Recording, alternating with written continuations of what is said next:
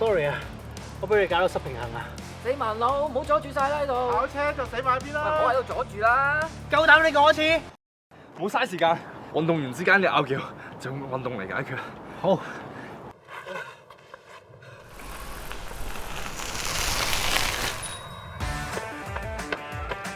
最後10公里，仲掂唔掂？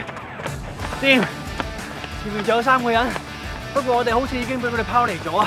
唔緊要，調整呼吸，按我哋自己步伐跑就可以。點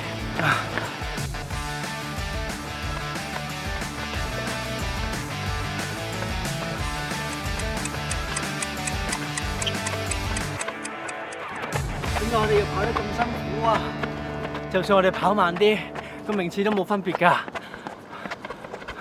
跑步就係一步一步，眨下眼就到。